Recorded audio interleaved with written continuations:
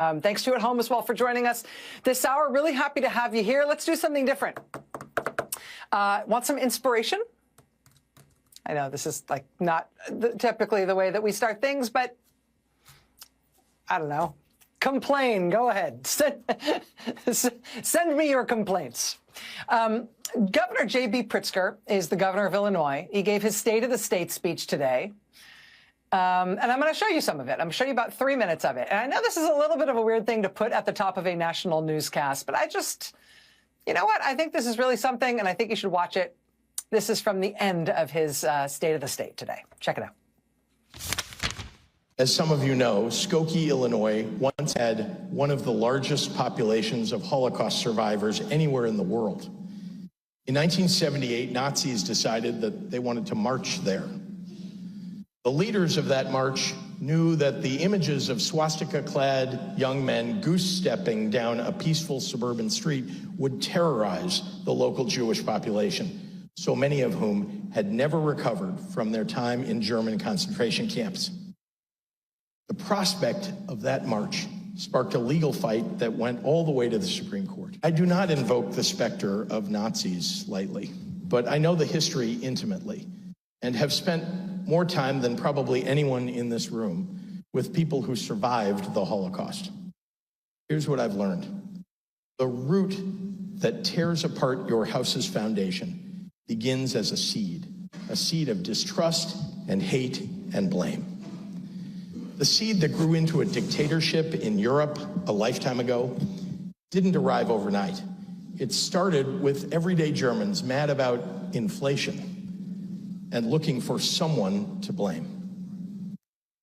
I'm watching with a foreboding dread what is happening in our country right now. After we've discriminated against, deported, or disparaged all the immigrants and the gay and lesbian and transgender people, the developmentally disabled, the women and the minorities, once we've ostracized our neighbors and betrayed our friends, after that, when the problems we started with are still there staring us in the face, what comes next? All the atrocities of human history lurk in the answer to that question. And if we don't want to repeat history, then for God's sake, in this moment, we better be strong enough to learn from it. My oath is to the Constitution of our state and of our country. We don't have kings in America, and I don't intend to bend the knee to one. If you think I'm overreacting and sounding the alarm too soon, consider this.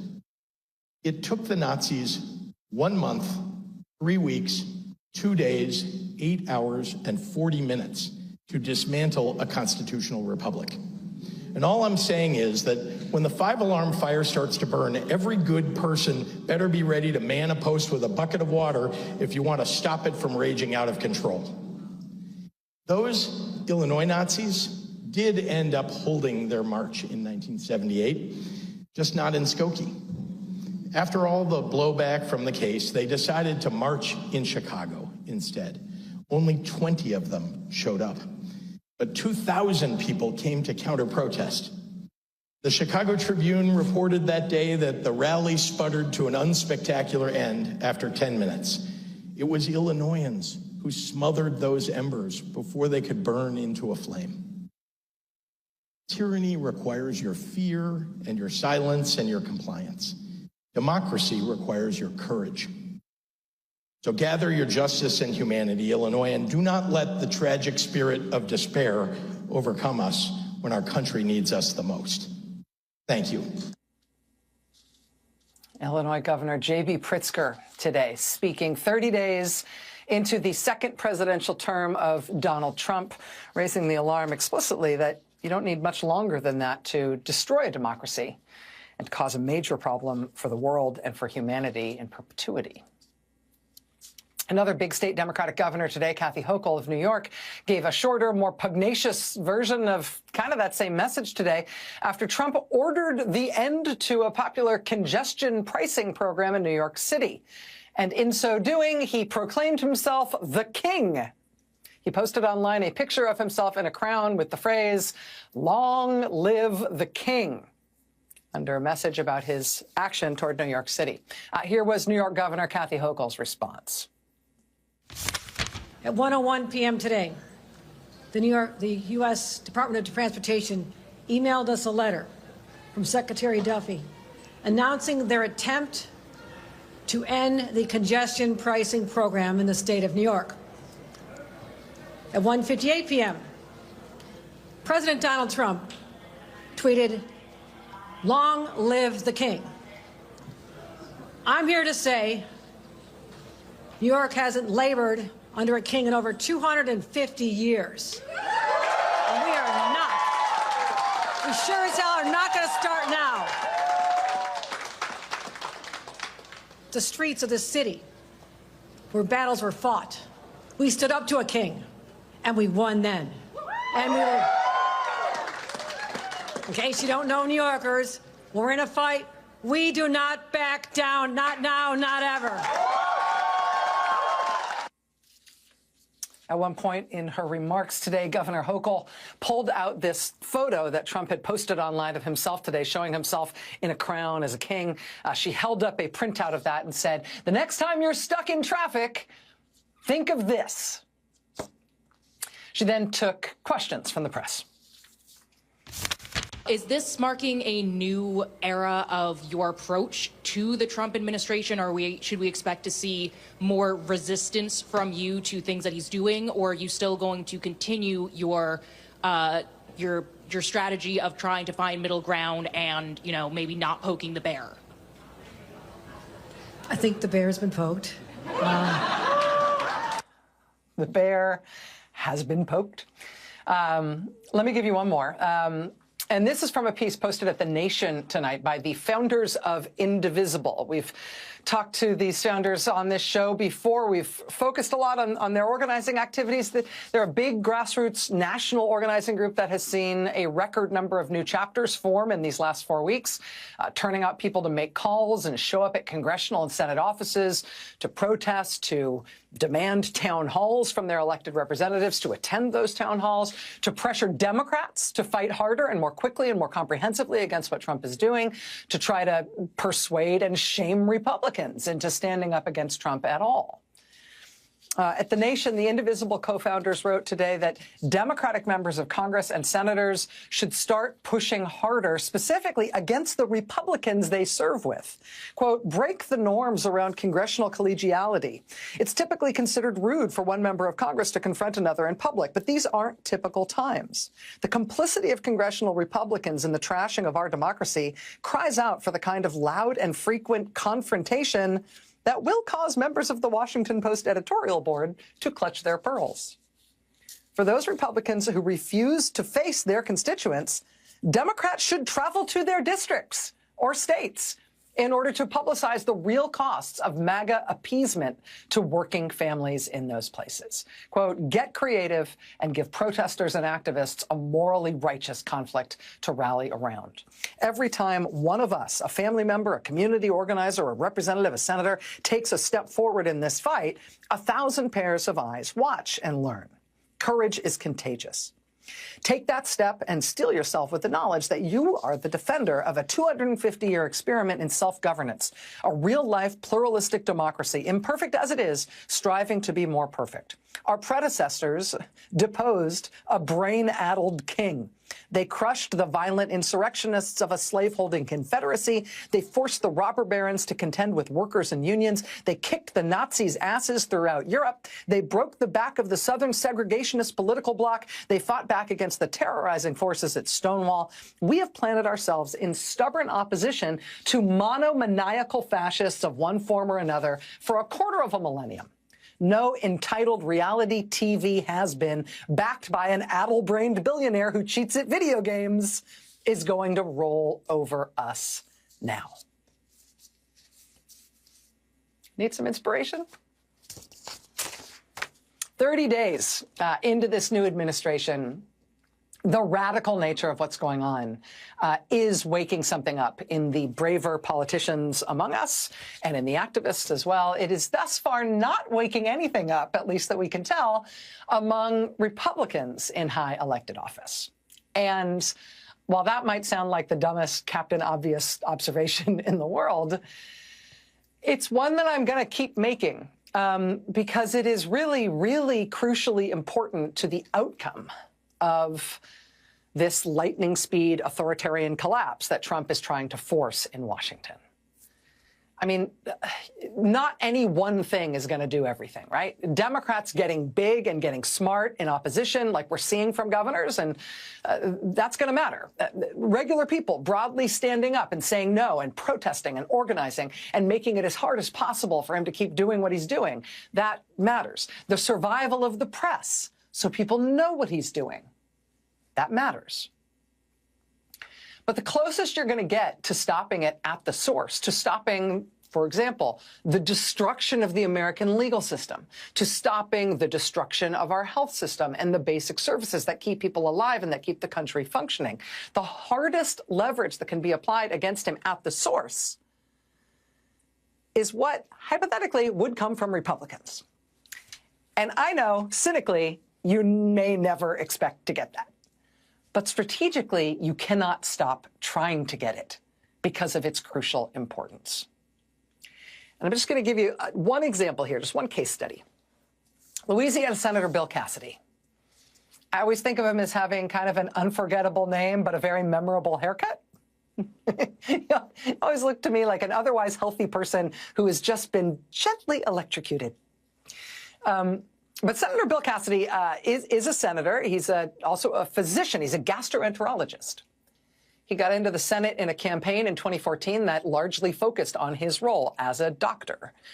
He was best known, including in that campaign, not just for being a good doctor for his individual patients, but for having championed in his home state of Louisiana, having championed a new free vaccination program for Louisiana school kids, specifically hepatitis B vaccination. And he frequently told this important, heartbreaking story about what he called his worst day as a doctor. Senator Bill Cassidy, as a doctor, had an 18-year-old patient who had contracted hepatitis B. And as an 18-year-old, her health crashed. He had to scramble to have her airlifted to Shreveport, Louisiana, to get an emergency liver transplant. He said in one interview with the Washington Post, quote, "I was sitting there thinking, if we had vaccinated this girl with a $50 vaccine, we could have saved a $250,000 operation and a lifetime of $50,000 a year medical bills." And that was just one interview that he did about this case, but he's given a ton of interviews about this case. He talks about it all the time. He talked about it for years. He still talks about it. He relayed that story again in his opening statement in the confirmation hearings that he oversaw for Robert F. Kennedy Jr. to be Secretary of Health and Human Services. Senator Bill Cassidy is now chairman of the Health Committee in the Senate. And he explains his calling to public service by telling that story of his personal experience with that patient, that tragedy of his young patient nearly losing her life for having not had a Hep B vaccination when she was little. That caused him to create a really important program that vaccinated tens of thousands of kids in his state. But that program and that revelation about the importance of that kind of public health effort, it's arguably the whole reason he is a senator at all. Hep B vaccination for kids is his origin story as a public servant. It is the one thing he most wants to be known for, and probably the thing he most is known for, at least so far. Because now he's the chair of the Health Committee in the second Trump term. And as the senator who chairs the Health Committee, he did just oversee the confirmation of Bobby Kennedy Jr. to be the nation's health secretary. And here's him on Hep B vaccination and what a stupid idea it is. The vaccine schedule immediately after they passed the Vaccine Act exploded because all these companies were rushing to get new vaccines onto the schedule. Many of them for diseases that weren't even casually contagious, like ridiculous diseases that are in that, like hepatitis B. Why would you give, you get hepatitis B from, you know, from sharing needles or from like going to a really seasoned prostitute or from you know, sort of compulsive homosexual behavior. compulsive homosexual behavior or going to a really well-seasoned prostitute. That's the only way you get hepatitis B. He intones on Joe Rogan's podcast, which is not at all true. And that's okay. You can believe stuff that's not true. You can say anything you want on a podcast, knock yourself out. But in a working political system, you probably don't then get confirmed as health secretary in the United States government. If the chairman of the health committee in the Senate that has to confirm you actually does know what he's talking about on this issue because he's a gastroenterologist who's devoted his life as a public servant to the cause of Hep B vaccination, saving young people's lives. Senator Bill Cassidy, nevertheless, ate up that pile and cast his vote for Bobby Kennedy to be health secretary in the United States. He said that he'd had conversations with Kennedy that assured him that Kennedy wasn't essentially as crazy on this issue of vaccines as he seemed. He also, though, in the confirmation process, got an explicit assurance from Kennedy that if he were confirmed as health secretary, he wouldn't try to change the vaccine schedule for American kids.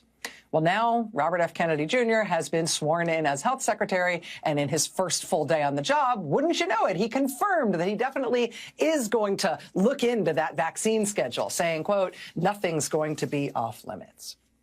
He said he wouldn't, but right away, he's doing it. Republican Senator Bill Cassidy of Louisiana hasn't been brave yet. He does not feel inspired by calls to man the barricades, to stand up for democracy. Honestly, he just does not appear to be inspired along these lines, like some other Americans may be. But he does chair the Health Committee in the United States Senate. And he did just vote to confirm someone who says that his physician's knowledge about vaccines is ridiculous. Because, what, Kennedy's sure that Bill Cassidy's 18-year-old patient must have gotten the hepatitis B from compulsive homosexual behavior or contact with a really well-seasoned prostitute. Senator Bill Cassidy really did just vote to confirm someone who appears to have lied right to his face under oath in the confirmation process on saying he wouldn't revisit the kids' vaccine schedule, something that Bill Cassidy has effectively worked on his whole life. So will Bill Cassidy get brave on this? Can't afford to give up on that prospect as a country. I should also mention that right now in this country, separate and apart from confirmation of anybody to anything, we have an active and apparently exploding measles outbreak in West Texas, which has now apparently crossed the border into New Mexico. An outbreak that appears to have been caused by people not getting the measles vaccine, the MMR vaccine. Robert F. Kennedy Jr., our nation's new health secretary, says that taking that vaccine makes us the, quote, land of the cowed, home of the slave. Robert F. Kennedy Jr. has advocated, I kid you not only against that vaccine in the abstract, he has advocated specifically that getting measles is good for you, that you should try to get measles. Quote, facts about measles you won't learn from MS Pharmapedia. I don't even know what that means. Number 6, unlike Merck's vaccine, wild measles infection confers lifetime immunity from measles. Having measles in childhood, he says, quote, may also reduce the risk of atopic disease, heart disease, Hodgkin's and non-Hodgkin's lymphomas, and some other cancers. Got that? Get measles. Try to get measles. It's good for you. It keeps you from getting cancer, says Podcast Man. But if you're the chairman of the Senate Health Committee and you're a practicing physician, and our country has a current measles outbreak that has already put at least 13 kids in the hospital as of tonight, you know, one of the things you could do is you could call Podcast Guy in for a hearing to ask him some questions, to get some testimony. I'll tell you, after Senator Cassidy oversaw the confirmation of Bobby Kennedy for that job of health secretary, just to add insult and further injury to injury, Senator Bill Cassidy's own home state of Louisiana announced that they will no longer promote vaccines for Louisiana school kids. On the strength, presumably, of the endorsement for vaccine quackery that the confirmation of Bobby Kennedy implied, they will no longer promote vaccines for kids in Louisiana. Senator Bill Cassidy, that is your home state. Look what you have wrought. Look what you are doing to your own life's work. And I say that, Senator Cassidy, because you have a ton of power here. You are the chairman of the Health Committee in the Senate. You can call Robert F. Kennedy Jr. into the Senate and hold hearings and demand information and demand testimony. And in so doing, you have more power than anybody in this country to turn this thing around. And it is something on which you are an expert and on which you are emotionally committed and to which you have devoted your life. You think I'll do it? Here's one last point. While all this is happening domestically, the Trump administration, of course, has also moved radically and quickly to move our country in international affairs to the other side of the board. Since World War II, since the end of World War II, we have been allied with Europe and essentially allied against Russia. Now we are apparently allied with the dictatorship in Russia, and we're against Europe. And today, as part of this 180-degree realignment of the United States from the proverbial allied side of the democracies to the Axis side of the dictatorships, today President Trump said that in the Russia-Ukraine war, not only are we switching sides, but we're switching sides because it's Ukraine who's the dictatorship, and it's Ukraine who started the war, which is Orwellian backwards speak, right? Ukraine got invaded. They didn't invade themselves. That's why until now we have been standing up for them. And it's one thing for me to tell you that here on MSNBC in the 9 p.m. Eastern show, but what do Republican senators think about that? Who have power to turn the country around, at least more power than anybody else does. Republican Senator Mike Rounds of South Dakota asked about what Trump said today. He said, actually, quote, Zelensky was the duly elected president of Ukraine, saying, quote, I think he has been a key component in the fact that they've been able to withstand the Russian attacks. Republican Senator Lisa Murkowski of Alaska, quote, I would like to see that in context, because I would certainly never refer to President Zelensky as a dictator. Trust me, Senator, the context doesn't help. Republican Senator Tom Tillis of North Carolina says, quote, dictator is not a word that I would use to describe Zelensky. You could push back on that. If you disagree, it might matter, given that your job is Republican United States Senator. You alone might actually have a limiting effect on what is happening to our country right now, along these lines in which you plainly disagree with what the president is doing. Have you considered using your power? Here was Republican Senator Roger Wicker of Mississippi about what he thinks of our our new closest ally, Vladimir Putin. My position is that anything meaningful, any sort of peace talks that might get a fair result would definitely need to have the Ukrainians at the table and make sure that European interests are considered and carefully weighed. Do you think that Putin can be trusted in these negotiations? No. Putin is a war criminal and should be in jail for the rest of his life, if not executed. Vladimir Putin has violated every tenet of international law, and it should be indicted and prosecuted and jailed, possibly executed.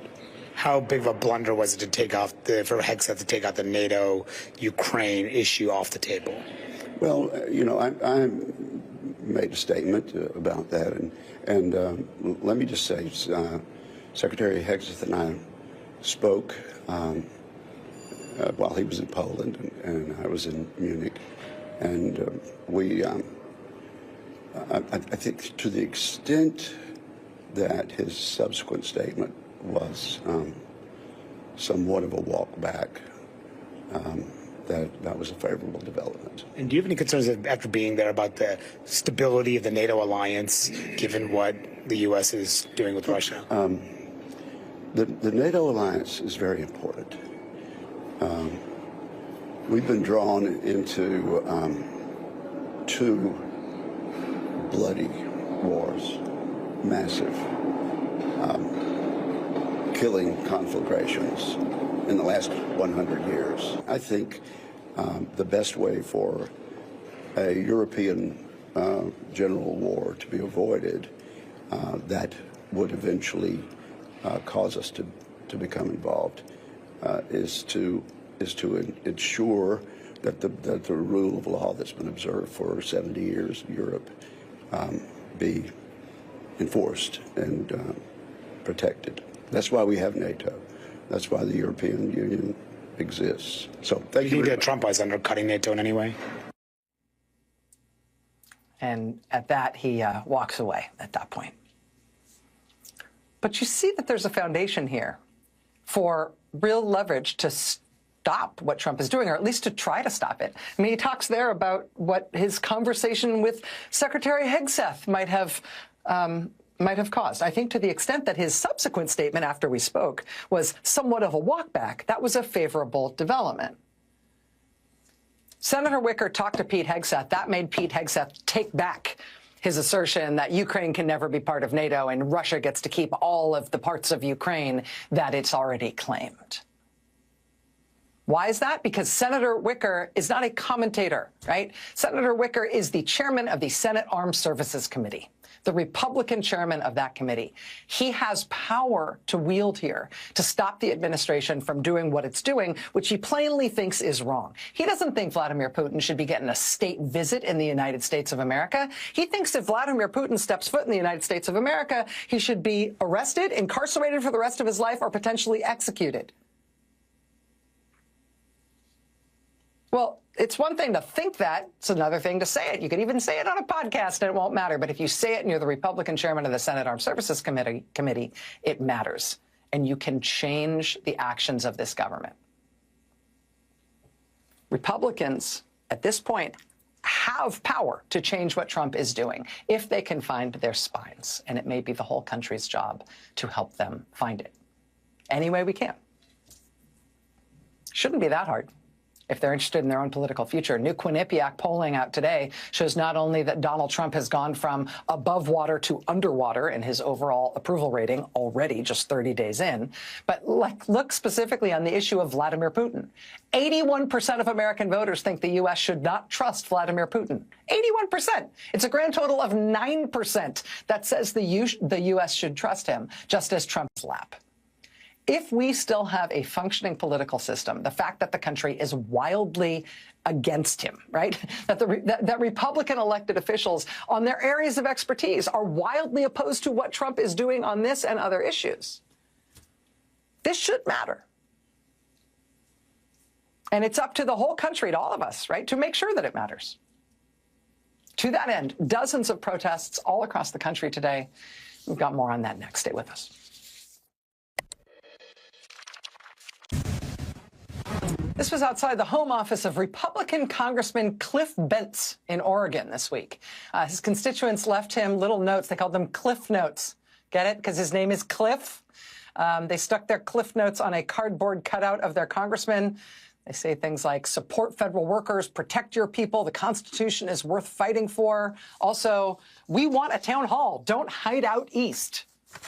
Well, today, Republican Congressman Cliff Bentz of Oregon did hold a town hall in his home district. The Baker City Herald newspaper reporting that more than 200 people showed up, which is, quote, much larger than has been typical over the past decade when other members of Congress have held town halls.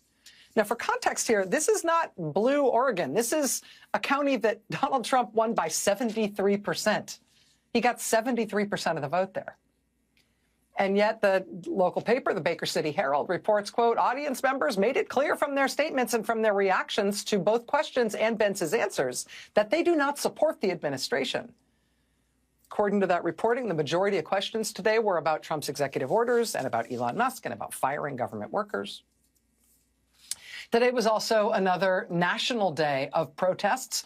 Big protests in Boston and in New York City and in Chicago and in Washington, D.C. People who work for the federal government and people who support them, their regular fellow Americans, rallying to try to stop the gutting of federal programs. There were more than a dozen protests today, specifically for university faculty and researchers who work on healthcare researchers and faculty members. This was Center City, Philadelphia. Hundreds of faculty and researchers from UPenn and from Temple University and Drexel. It was the same thing at Rutgers University in New Jersey. And in Chicago, researchers and faculty from Northwestern and DePaul and the University of Chicago.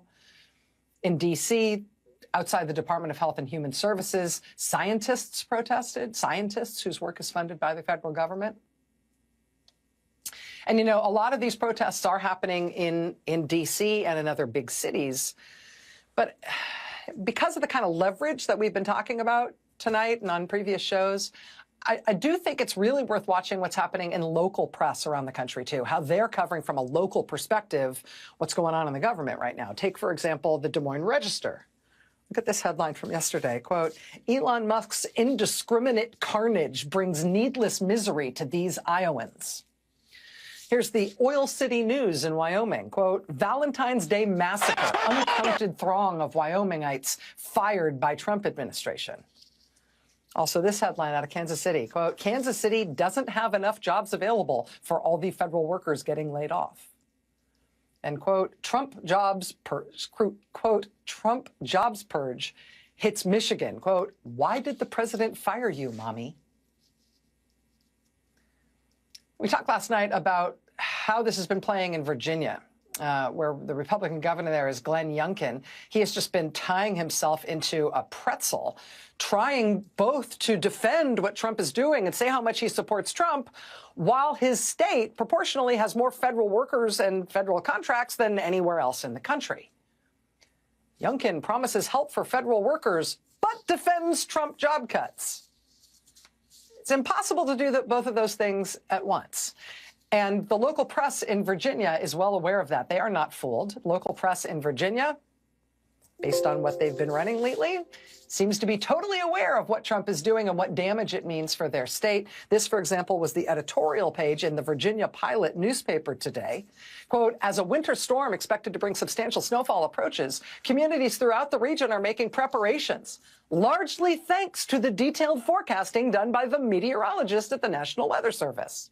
That's another invaluable service President Donald Trump and Elon Musk hope to dismantle.